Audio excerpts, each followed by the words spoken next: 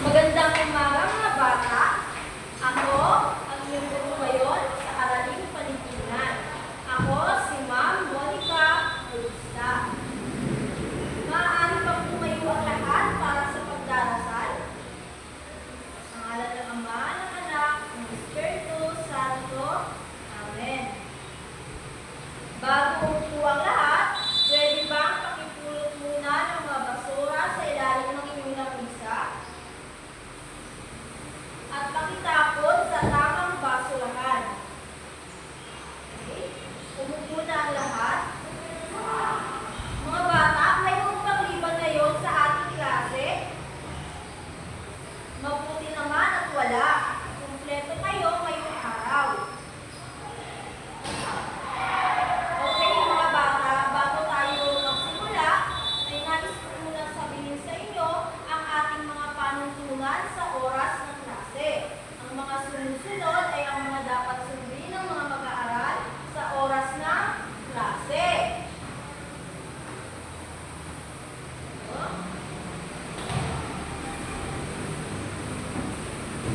Una, pinakikiusapan ang mga mag-aral na isara o ilagay sa silent mode ang mga cellphone at makinig ng mabuti habang ako ay nagtuturo sa unahan.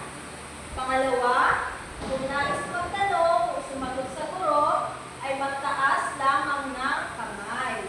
Pangatlo, ugaliin ang pagiging matapat at palaging sumusunod sa itinakdang oras ng pagsagot sa bawat gawain at sa maikling pagsusulit.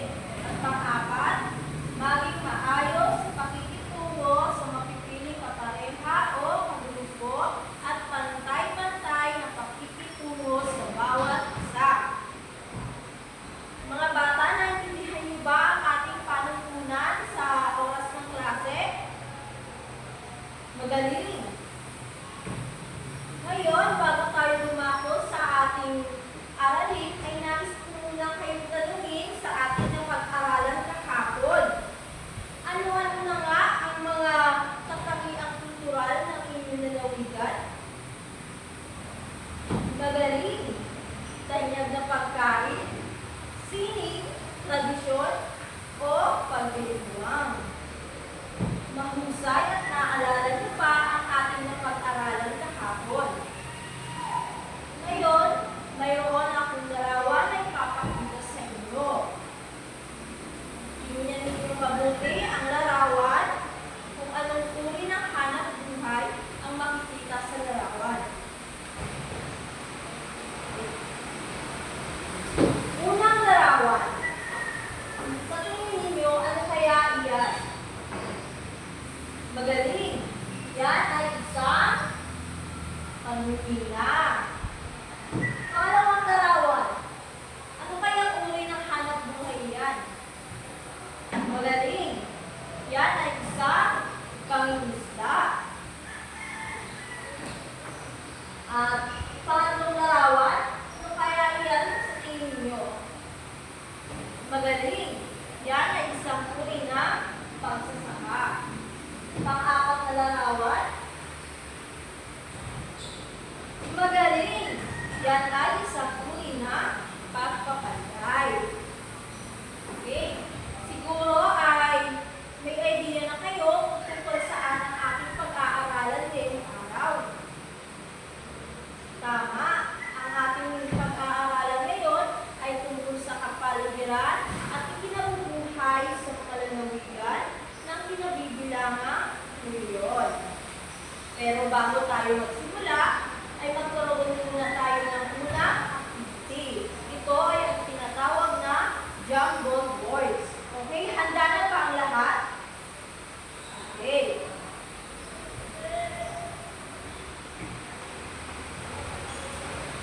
Sa unang larawan, ano kaya iya sa tingin ninyo? Magaling. Yan ay pagsasaka. Pangalawa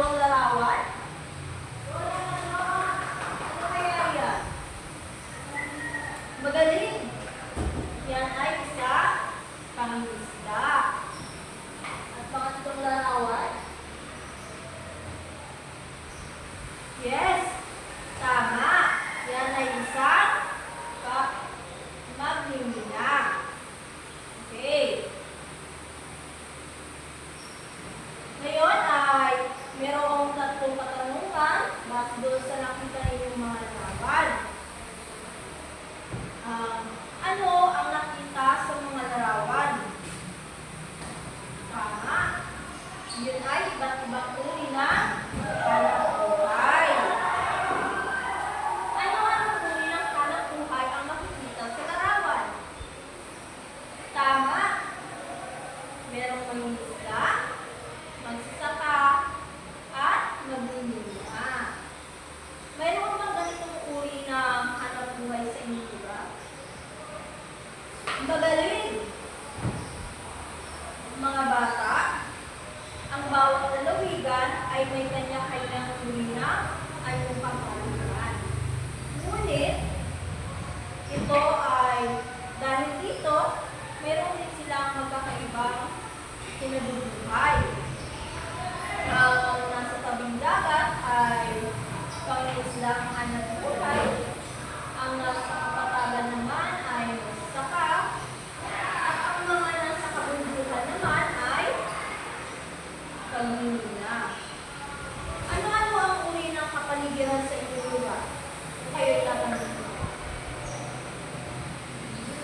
May bundok? Ano pa? May dagat? Ano pa? May palayan. Lahat tayo ay may kanya-kanyang uri ng kapaligiran. At ngayon ay meron akong papakitang larawan sa inyo. Tukuyin natin kung anong hanap buhay ang ginagawa sa bawat anyo ng kapaligiran. Okay. Ito. Ano kaya ito sa tingin ninyo? Tama. Ito ay isang dagat. Ano ang uri ng hanap buhay ang pwedeng gawin sa dagat? Tama. Pangingisda. Ito. Ano kaya ito? Tama. Ito ay isang kapatagan. Anong uri ng kapatagan? Anong uri naman ng hanap buhay ang pwedeng gawin sa isang kapatagan? Tama. Pagsasaka. At ito, ano kaya ito? Tama. Ito ay isang bundok.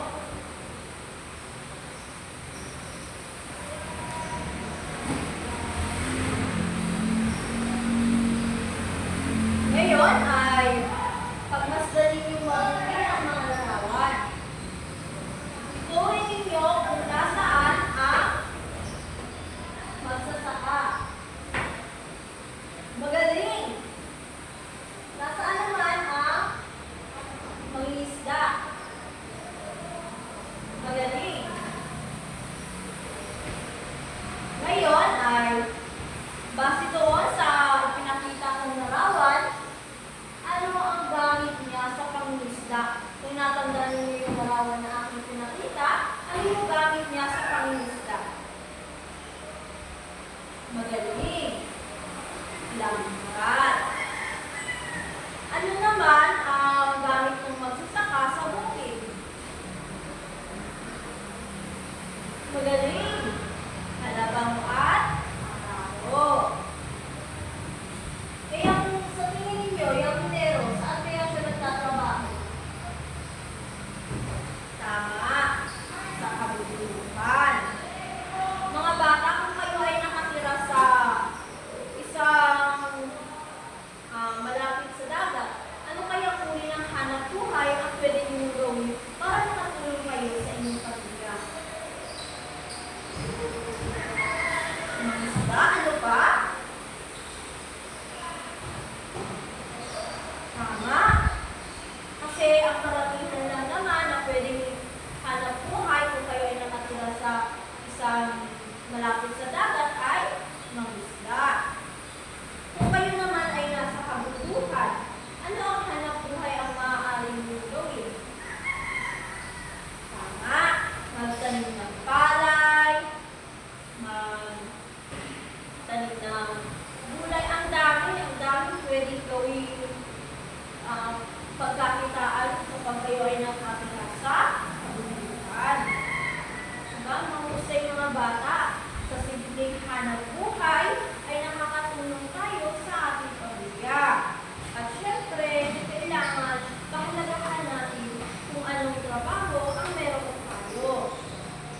kailangan sa isang trabaho o sa isang hanap buhay ay kailangan galing ito sa pinaghirapan natin, pinagpawisan. Kasi mas magandang ipakain sa pamilya natin ay yung galing mismo sa sarili mo paghihirap, hindi sa masama. Tama po ba? Magaling. At ngayon, naiintindihan niyo ba kung saan ang ating napag-aralan? Tama. Ngayon, ay kung talagang may natutunan kayo, ay nais ko kayo tanungin kung ano ang natutunan ninyo ngayon tungkol sa kapaligiran at pinabubuhay sa mga lalawigan na kinabibilangan ng Diyos. Magaling! Ngayon ay magkakaroon tayo ng isang maikling pagsulit. Sulat nyo lang sa inyong papel kung ito ba ay pangingisda, pagsasaka, o panununa. Handa na ba kayo? Okay. Yung tanong. Ano ang ikinabubuhay ng mga tao sa tabing dagat? Sulat po sa papel ang tamang sagot. Huwag magayahan. Pangalawa, ano ang ikinabubuhay ng mga tao sa kapatagan? At pangatlo, ano ang hanap buhay sa kabundukan? Tapos na ba ang lahat? Okay, kung tapos na ang lahat, ipasa na po ang papel. Okay. At pagkatapos, bago kayo umuwi, ay mayroon tayong takdang aralin. Ibuhin ang kapaligiran ng iyong lalawigan. Ipakita ang tirahan, pananamit, at syempre, ang uri ng hanap buhay sa inyong kapaligiran. Gawing makulay ang inyong ibinugit. Papasa ninyo ito bukas sa pagpasok ninyo. Okay? Tumayo na ang lahat para sa ating panalangin.